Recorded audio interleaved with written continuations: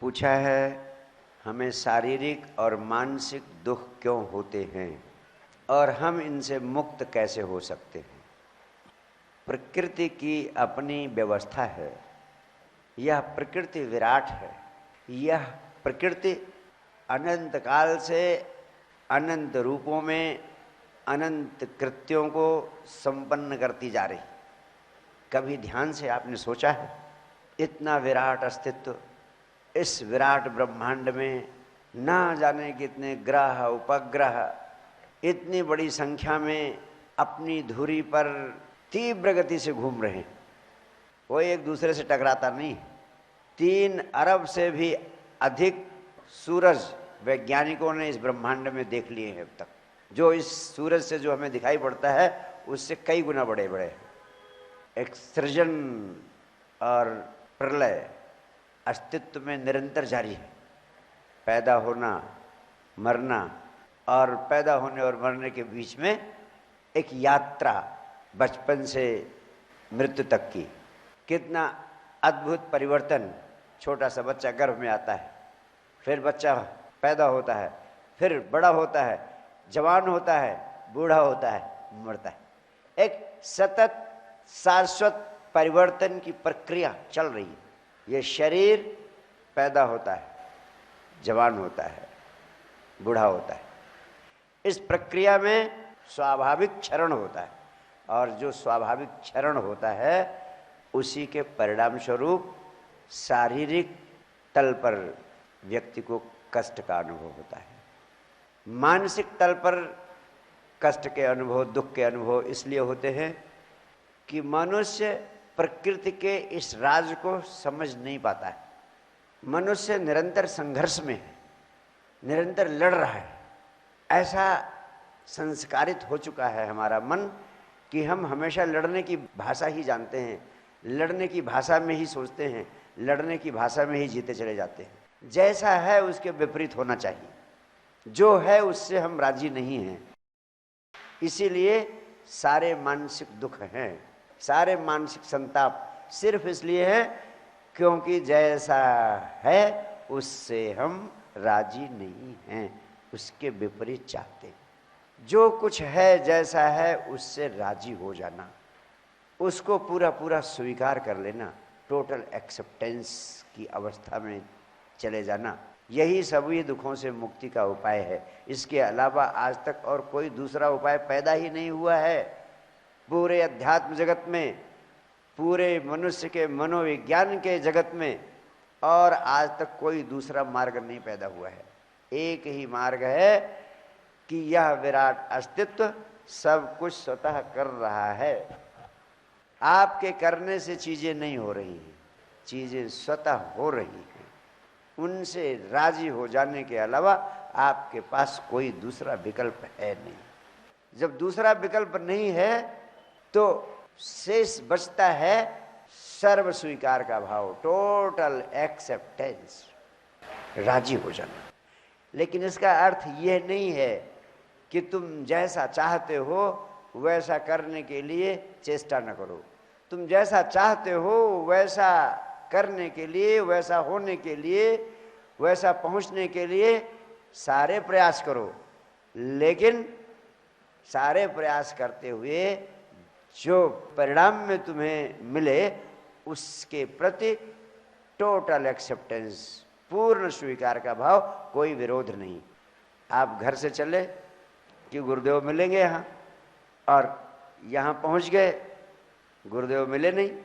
अब आपकी निराशा शुरू हो गई, अब दुख शुरू हो गया, अब तनाव शुरू हो गया, अब चिंता शुरू हो गई। आप वहाँ से चले, यहाँ पहुँच गए, इसके अलावा तो कुछ कर नहीं सकते थे आप गुरुदेव के पास आने के लिए। इतना ही तो कर सकते थे।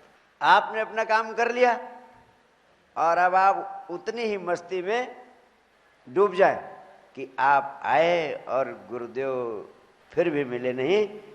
जरूर इसके पीछे कोई राज होगा और मैं इसी से राजी हूँ। गुरुदेव की बड़ी कृपा होगी, किसी वजह से वो यहाँ उपलब्ध नहीं है। इसी को कहते हैं सर्व स्वीकार का भाव, एसेंस ऑफ टोटल एक्सेप्टेंस। ऐसे व्यक्ति को मैं आध्यात्मिक कहता हूँ। और जो व्यक्ति वही शिकायत करने लगता है कि अब जिंदगी में कभी ना जाऊँगा, बहुत हो गया, 1700 किलोमीटर दूर से आया हूं और कहा था मिलेंगे और मिले नहीं। ये भी कोई बात हुई? ये हो गया विरोध भाव, ये हो गया असंतोष भाव, ये हो गया नास्तिकता का भाव। ऐसे व्यक्ति को ही मैं नास्तिक कहता हूं। आस्तिक वही जो सर्व स्वीकार, जो तुझी भावई साईं भली कार। सदगुरु नानक कहते हैं जो तुझी भावई साईं भली कार, जो तुम्हें मंजूर हो साईं यानी प्रभु, प्रभु जो तुम्हें मंजूर हो वही शुभ है, वही मुझे स्वीकार है। जो तुम्हें मंजूर हो, जो तुम्हें स्वीकार हो। इसी बात को भगवान कृष्ण गीता में कहते हैं, कर्मणेवाधिकारस्ते मां फलेषु कदाचन। जो कर्म करने में ही संतुष्टि का भाव प्राप्त कर लेता है वही योगी। एक व्यक्ति चित्र बनाता है और चित्र बनाने में ही उसका आनंद है। चित्र बनाते बनाते वो चित्र के सृजन में इतना डूब जाता है कि अपनी पूरी प्राण ऊर्जा उड़ेल देता है चित्र को बनाने में। और प्राण ऊर्जा उड़ेलने के बाद एक खूबसूरत चित्र बनकर तैयार हो जाता है। जो चित्र बनकर तैयार हो जाता है, जब उसे देखता है चित्रकार तो प्राणों से गदगद हो जाता है, आनंदित होता है। वाह, मेरा पूरा प्राण इस चित्र में प्रकट हो गया है, मेरी सारी ऊर्जा इस चित्र में प्रकट हो गई है। ये सोचकर चित्रकार आनंदित होता है। चित्र को बना लेना इसी में ही उसका आनंद है। और चित्र जब बनकर तैयार हो जाता है वो पूर्ण तृप्ति को उपलब्ध हो जाता है। अगर 10 लोग देखते हैं उसके चित्र को, उसकी तृप्ति उस चित्र के सृजन में पूर्णता को उपलब्ध हो जाती है। दूसरा व्यक्ति चित्र को बनाता है और निरंतर बनाते बनाते उसका ध्यान इसी पे केंद्रित रहता है कि जल्दी चित्र बन जाए, इसको पसंद करने वाले लोग आ जाएं, ये बाजार में अच्छे दाम पर बिक जाए। जब ये अच्छे दाम पर बिक जाएगा तब मुझे तृप्ति मिलेगी। अब उसका ध्यान कहाँ होगा? चित्र बनाते समय भी उसका ध्यान लगा रहेगा चित्र के विक्रय पर, चित्र के बिकने पर। अगर ध्यान चित्र के बिकने पर केंद्रित हो गया है तो चित्र बनाते समय चित्र को बनाना चित्रकार का आनंद नहीं बन सकता है। चित्र को बनाने का आनंद चित्रकार को नहीं मिल सकता है। तो जब आपका ध्यान कर्म के फल पर केंद्रित रहता है तो कर्म करना आपके लिए आनंदकर नहीं होता, प्रीतिकर नहीं होता। कर्म करने में आपको तृप्ति नहीं मिलती। इसलिए सारे अध्यात्म का सार है कि जो कर्म कर रहे हैं उस कर्म को करने में ही आप पूरी ऊर्जा लगा दें, उसके फल पर केंद्रित ना हो। कर्म जो करना है, जिसको आपने अपना लक्ष्य बना लिया है कि ये काम आपको करना है, तभी तो कर्म करते हैं, उस कर्म में पूरी प्राण ऊर्जा को उड़ेल देना। तो कर्म करते समय अद्भुत आनंद की प्राप्ति, अद्भुत आनंद का अनुभव आपको होता है। और कर्म पूरा होते होते वो कर्म ही योग बन जाता है। और फिर उसका परिणाम क्या होता है? उसका परिणाम ये होता है कि वो काम इतना अद्भुत हो जाएगा, क्योंकि आपकी पूरी ऊर्जा उसी पे केंद्रित हो गई है। वो कर्म इतना अद्भुत हो जाएगा कि उसका फल 100% आपको मिलेगा ही मिलेगा। वो चित्र बाजार में अनंत गुना दाम पर बिकेगा ही बिकेगा। ये उसका स्वाभाविक रिजल्ट होता है, स्वाभाविक परिणाम होता है। लेकिन मनुष्य के साथ बिल्कुल उल्टा है। कर्म करते समय उसकी चेतना हमेशा परिणाम पर, फल पर केंद्रित रहती है, जिसके कारण पहली बात ना तो उसे कर्म करने का आनंद प्राप्त होता है और न ही कर्म करने का पूरा फल ही उसे प्राप्त होता है। तुम दोनों से वंचित हो जाते हो। जैसे मुझे सुनने आए हो, अब मुझे सुनते समय तुम्हारी सारी चेतना अगर इस बात पर केंद्रित है कि पता नहीं गुरु जी से बात हो पाएगी आज कि नहीं हो पाएगी, और मेरा काम हो भी पाएगा कि नहीं हो पाएगा, आशीर्वाद मिल भी पाएगा कि नहीं मिल पाएगा। अब सुनना गौड़ हो गया, अब सुनना पीछे पड़ गया, अब सुनना संभव ही नहीं हो सकेगा। लेकिन अगर आपने पूरा पूरा मुझे सुन लिया, सुनना ही आपका आनंद बन गया, तो फल जिसके लिए आप बेचैन हो वो अपने आप स्वतः आपको मिल जाएगा। उसके लिए अलग से मिलने की, बात करने की, कहने की, चेष्टा करने की कोई आवश्यकता ही नहीं रह जाएगी। मन के सारे दुखों का कारण सिर्फ तुम्हारा वर्तमान में न होना है। जिंदगी के सारे दुखों का कारण तुम करते कुछ हो, चेतना फल पर, परिणाम पर केंद्रित होती। और ध्यान का एक ही लक्ष्य है कि तुम जिस समय जो काम कर रहे हो उसी काम में पूरी ऊर्जा लगा दो। जब मैं कहता हूं 24 घंटे में 1 घंटे विचार शून्य हो जाओ, इसका अर्थ है 24 घंटे भागते हैं आप, 1 घंटे के लिए अपने साथ हो जाए। आखिर 1 घंटे के लिए अपने साथ होना, ये अनमोल जीवन तुम्हें मिला है और ये जीवन ऐसे ही चला जाता है। तुम 1 घंटे को भी अपने साथ नहीं हो पाते हो। अपने साथ होना ही सबसे बड़ी पूजा, यही सबसे बड़ी प्रार्थना है। अपने साथ होना यानी आत्मस्थ होना, अपनी आत्मा के निकट होना। और आत्मा तो परमात्मा का ही रूप है। आत्मा को जान लेना ही परमात्मा को पा लेना है। आत्मा को जान लेना परमात्मा को जान लेना है। आत्मा का स्वाद ले लेना परमात्मा का स्वाद ले लेना है। और आत्मा का स्वाद कैसे मिलेगा?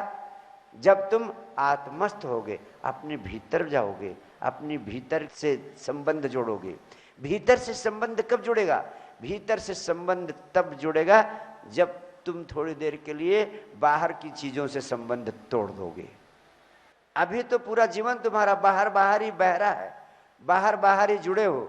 दूसरों से बातें करना, दूसरे कामों में लग जाना, सब बाहर बाहर ही करते रहते हो।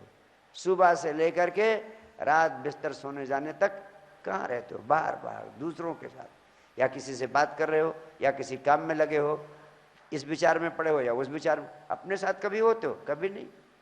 आत्मस्थ होने का अर्थ है जब तुम दूसरों से अपना संबंध तोड़ देते हो जितनी देर के लिए, उतनी देर के लिए तुम्हारी ऊर्जा तुम्हारे भीतर प्रवाहित होने लगती है, तब तुम आत्मस्थ होते हो। जो व्यक्ति जितना ही अपनी आत्मा के निकट होने का अभ्यास कर लेता है उतना ही अधिक आनंदित होता है। क्योंकि आनंद कहीं बाहर से आज तक किसी को नहीं मिला इस पृथ्वी पर। आनंद जिसको कभी भी मिला है तो स्वयं के भीतर मिला है। दूसरे से आज तक आनंद कभी नहीं मिला है। सद्गुरु वही है जो तुम्हारे भीतर से तुम्हारा संबंध जोड़ देता है। तुम्हारे से तुम्हारा संबंध जोड़ने की भूमिका निभाता है सद्गुरु। इसीलिए मैंने कहा मैं तुम्हें बुलाता हूं। सुनाना तो सिर्फ बहाना है और एक उद्देश्य तुम्हें बुलाना है। बुला के क्या करता हूं? तुम मुझे इस समय सुन रहे हो और मुझे सुनते समय मैंने कहा सोचना नहीं। इस समय सब जगह से, सारी दुनिया से तुम्हारा संबंध टूट जाए। इस समय तुम्हें इसकी चिंता ना हो कि घर में क्या हो रहा होगा, कल दफ्तर में क्या होगा, अब यहाँ से जाने के बाद वहाँ क्या होगा। नथिंग, सिर्फ यहाँ हो जाना। जैसे 1 घंटे के लिए मैं कह रहा हूँ कि आप सिर्फ यहाँ पे हो जाए, ऐसे आप अपनी 24 घंटे की जिंदगी को ध्यानात्मक बना सकते हैं, जिसके लिए अलग से ध्यान में बैठने की भी कोई ज़रूरत नहीं है। अरे आप कोई काम आधे घंटे करते हैं, कोई काम 1 घंटे करते हैं, कोई काम 2 घंटे करते हैं। जो काम जिस समय कर रहे हैं उस समय अपनी सारी ऊर्जा उसी काम से जोड़ दें। आपकी चेतना सिर्फ उसी काम में डूब जाए, लेकिन उसके साथ में चेतना का एक तीर आपके अपने ऊपर भी केंद्रित रहे। 2 चीजें हो गई। जैसे इस समय तुम मुझे सुन रहे हो, मुझे सुनते समय तुम्हारा ध्यान सिर्फ मेरे पर ही न रहे, तुम्हारा ध्यान तुम्हारे ऊपर भी रहे। ये कैसे संभव है? तुम थोड़ा अपने शरीर के बाहर खड़े हो जाओ और बाहर खड़े होकर देखो कि तुम्हारा शरीर गुरुदेव को बोलते हुए सुन रहा है। अब आपकी चेतना का तीर 2 पॉइंटेड हो गया, डबल एरोड हो गया, डबल पॉइंटेड हो गया। एक पॉइंट मेरी तरफ, दूसरा पॉइंट तुम्हारी तरफ। और इसी को कहते हैं साक्षी साधना। तुम साक्षी हो, सिर्फ देखने वाले हो। अगर इसी तरह तुम साक्षी को साधते रहे तो ये जो 3 पॉइंट बना, एक आप बाहर खड़े हैं, अपने शरीर को देख रहे हैं और मुझे देख रहे हैं, 3 कोण हो गए। ये 3 कोण धीरे धीरे धीरे धीरे धीरे धीरे पता चलेगा कि देखने वाला और जिसे देखा जा रहा है दोनों एक ही हैं, तब साक्षी सिद्ध हो जाता है। और ये अभ्यास करते करते आ जाता है, अभ्यास अभ्यास अभ्यास। तो ध्यान तो तुम्हें वर्तमान में ले जाने की एक विधि है, और अगर तुम 24 घंटे के जीवन में जहां हो, जिस काम को कर रहे हो, उसी को करते समय वर्तमान में होने का अभ्यास कर लो तो पूरा जीवन ही ध्यानात्मक हो जाएगा। और फिर तुम्हारे जीवन में एक दूसरा ही आयाम निर्मित हो जाएगा। तुम स्वयं एक दूसरे तल पर जीने लगोगे। एक आनंद की रसधार अपने आप तुम्हारे प्राणों में पैदा होगी। तुम्हारे जीवन की quality of life, quality of living अपने आप बदलती चली जाएगी। और ये बड़ी सरलता से संभव है, बिल्कुल कठिन नहीं है। असंभव इसलिए आपको दिखता है, सिर्फ इसलिए क्योंकि आपने अभी तक कोई चेष्टा ही नहीं की, कोई प्रयास ही नहीं किया वर्तमान में जीने का। वर्तमान में जीना ही ध्यान है, वर्तमान में ही जीना ही समस्त दुखों से मुक्ति का मार्ग है। और जो वर्तमान में जीने लगता है वह अपने आप टोटल एक्सेप्टेंस, संपूर्ण स्वीकार के भाव में आ जाता है। और एक बड़ी अद्भुत घटना घटती है, जब आप सर्व स्वीकार के भाव में आ जाते हैं, राजीनामा कर देते हैं, उसी को हम कहते हैं समर्पण। समर्पण का अर्थ नहीं है कि आप आए और साष्टांग दंडवत करके प्रणाम कर लिया, इतने से ही समर्पण हो गया, नहीं। समर्पण का सारा अर्थ है कि जीवन में जो कुछ भी हो रहा है, अच्छा बुरा खट्टा मीठा, जो भी आपको जैसा लग रहा है, उसके प्रति कोई जजमेंट ना करिए, कोई निर्णय ना करिए, जैसा है उसको वैसा ही स्वीकार कर लीजिए। चीन का एक बहुत रहस्यदर्शी व्यक्ति बुद्धत्व को उपलब्ध हुआ। और कैसे बुद्धत्व को उपलब्ध हुआ? कोई साधना नहीं की, कोई क्रिया नहीं की, कोई तपस्या नहीं की। एक दिन बैठा था एक वृक्ष के नीचे, नाम था उसका लाओ त्सु। वृक्ष से एक पत्ता टूट कर गिरता है, हवाएं तेज थी, हवाएं उसे ऊपर उठा ले जाती हैं, बहुत ऊपर। फिर हवाएं मंद होती है, पत्ता धीरे धीरे नीचे आने लगता है। फिर हवाएं तेज होती हैं, फिर पत्ता ऊपर उठने लगता है। फिर हवाएं पूरब को बहने लगती हैं, पत्ता पूरब को उड़ने लगता है। हवाएं मंद होती हैं, नीचे आने लगता है। हवाएं पश्चिम को बहने लगती हैं, पत्ता पश्चिम को उड़ने लगता है। हवाएं तेज होती हैं, पत्ता फिर ऊपर उठने लगता है। ऐसे देखता रहा लाओ त्सु, लगभग घंटे भर वो पत्ता पृथ्वी पर गिरा ही नहीं, कभी ऊपर कभी नीचे, कभी पूरब कभी पश्चिम, कभी दाएं कभी बाएं, सवार हो गया हवाओं पर। हवाएं जिधर ले जाएं उधर जाने लगा। और घंटे भर लाओ त्सु देखता रहा, और फिर उठा, और जैसे आर्किमिडीज ने कहा था यूरेका यूरेका यूरेका, यानी मुझे राज मिल गया, वैसे ही लाओ त्सु ने कहा मुझे राज मिल गया जिंदगी का, मुझे राज मिल गया जिंदगी का, मुझे राज मिल गया जिंदगी का। छोड़ दो अपने जीवन की पाल, खोल दो अपने नाव की पाल, हवाएं जिधर ले जाएं उधर बहो, सर्व स्वीकार, टोटल एक्सेप्टेंस। छोटा मकान मिल गया तो भी खुश, जैसी तेरी मर्जी, उसकी मर्जी आने दो, अपनी मर्जी जाने दो। इसी को कहते हैं सर्व स्वीकार, इसी को कहते हैं समर्पण। समर्पण ही धर्म का सार है, समर्पण ही सबसे बड़ा रहस्य है इस अस्तित्व का। जिसने भी इस अस्तित्व को, रहस्य को जाना, उसको हमने क्या कहा? संबुद्ध कहा, एनलाइटेंड कहा। और सारे एनलाइटेंड लोगों की समझ का सार पता है क्या है? जितने इस पृथ्वी पर संबुद्ध सदगुरु हुए हैं, एनलाइटेंड सोल्स हुए हैं, महावीर, बुद्ध, कृष्ण, क्राइस्ट, कबीर, फरीद, नानक, रैदास, दादू, साजोबाई, मीराबाई, सबके प्राणों के अनुभव का सार क्या है? हुक्म रजाई चलड़ा, नानक लिखिया नाग। यानी उसके हुक्म से राजी होकर चलना। नानक कहते हैं कि उसके हुक्म से राजी होकर जीना ही धर्म का सार, क्योंकि नानक लिखिया नाल, जो कुछ विधाता ने लिख दिया है उसके विपरीत कुछ होने वाला नहीं है। इस सत्य को स्वीकार कर लेना, इस सत्य को स्वीकार कर लेना, इस सत्य को स्वीकार कर लेना। तो स्वीकार कर लो। अगर दुख आया, दुख को आपने स्वीकार कर लिया, स्वीकार करते ही दुख की हवा निकल जाती है। साला दुख दुखी कर ही नहीं पाएगा, कितना दुखी करेगा जब तुमने स्वीकार ही कर लिया। जैसे एक आदमी आया, उसको दूसरे आदमी ने एक जोर का तमाचा मारा, चक्कर खा गया, आंख खोली, देखा और कहा अच्छा मारोगे मुझे, चलो और मारो, और मारो, जितना मारना मार लो, जी भर के मार लो। दूसरा आदमी भी परेशान हो गया, मुश्किल में पड़ गया। आखिर इस आदमी के साथ क्या किया जाए? नहीं मार सका, वो कहता ही रहा मारो ना। जिसने मारा था उसने उसके पैर पकड़े, मुझे माफ करो। और इसी को दुनिया के जितने धर्म हैं, वेदों ने इसी को रित कहा। जिसको सदगुरु नानक ने कहा हुक्म रजाई, उसको वेदों ने रित कहा।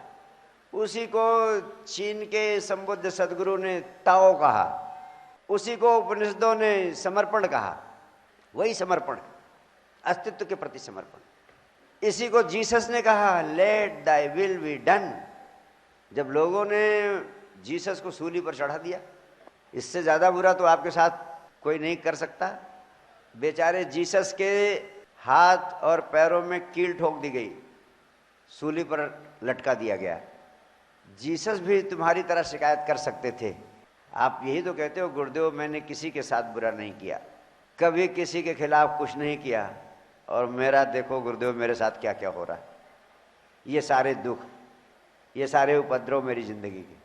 जीसस भी तो कह सकते थे कि जिंदगी भर मैंने लोगों को अच्छी अच्छी शिक्षा दी, लोगों की सेवा की, लोगों की बीमारी दूर की, जाने क्या क्या नहीं किया। जो बीमार थे उनको स्वस्थ किया, क्या क्या नहीं किया मैंने। और वो कह सकते थे प्रभु अपने बेटे के साथ ऐसा कर रहे हो तुम। नहीं, ये नहीं कहा उन्होंने। जब सूली लगी तो जीसस ने कहा let thy will be done, प्रभु तेरी मर्जी पूरी हो, प्रभु तेरी मर्जी पूरी हो, प्रभु तेरी मर्जी पूरी हो। यानी स्वीकार स्वीकार स्वीकार, सर्व स्वीकार, टोटल एक्सेप्टेंस। और बड़ी क्रांति की बात आपसे कहता हूं, अगर सर्व स्वीकार का भाव तुम्हारे प्राणों में पैदा हो गया, इसका अर्थ है तुम्हारा तार इस अस्तित्व की ऊर्जा से जुड़ गया। सर्व स्वीकार के भाव में आते ही तुम्हारी जीवन ऊर्जा अस्तित्व की ऊर्जा से जुड़ जाती है, क्योंकि अब विरोध रहा ही नहीं। अब अस्तित्व के प्रति एक लयता हो गई, एक मैत्री भाव हो गया, एक याराना हो गया, एक दोस्ती हो गई, एक मोहब्बत हो गई। जैसा वो करे वैसा तुम्हें स्वीकार, तो उसका तार तुम्हारी ऊर्जा से जुड़ गया। अद्भुत घटना घटती है जब तुम्हारा तार अस्तित्व की ऊर्जा से जुड़ जाता है सर्व स्वीकार के भाव में आने से। तब होता क्या है इसका परिणाम? इसका परिणाम होता यम यम चिंतयते कामम तम तम प्राप्नोति निश्चितम। फिर जैसा जैसा तुम सोचने लगते हो वैसा वैसा अस्तित्व करने लगता है। यम यम चिंतयते कामम तम तम प्राप्नोति निश्चितम।